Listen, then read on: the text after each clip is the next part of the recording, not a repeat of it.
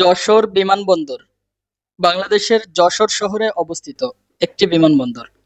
বিমানবন্দরটি বাংলাদেশ বেসামরিক বিমান চলাচল কর্তৃপক্ষ দ্বারা পরিচালিত এবং রক্ষণাবেক্ষণ করা হয়।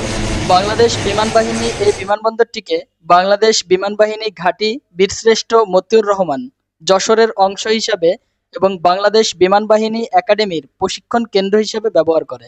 বর্তমানে এই বিমানবন্দর ব্যবহার করে ঢাকা সহ চট্টগ্রাম ও কক্সবাজার অভ্যন্তরীণ যাতায়াত করা যায়।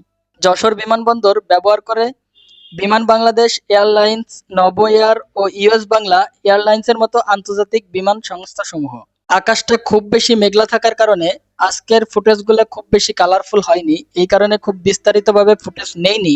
তো যাই হোক, এখন বলবো এই বিমানবন্দরের ইতিহাস সম্পর্কে। ১৯৪২ সালে যুক্তরাজ্য দ্বিতীয় বিশ্বযুদ্ধে জড়িয়ে পড়লে যশোরে বিমান ঘাঁটি নির্মাণ কাজ শুরু করে। ৬ মাসের মধ্যে ব্রিটিশ বিমান বাহিনীর উপযোগী একটি বিমানবন্দর চালু হয়। ১৯৪৫ সাল পর্যন্ত এই বিমান ঘাঁটি সচল ছিল।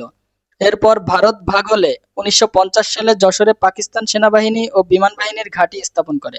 ১৯৫৬ সালে যশোরে পূর্ণাঙ্গ বিমানবন্দর চালুর উদ্যোগ নেওয়া হয়, তবে যশোরে পূর্ণাঙ্গ বিমানবন্দর চালু হয় ১৯৬০ সালে।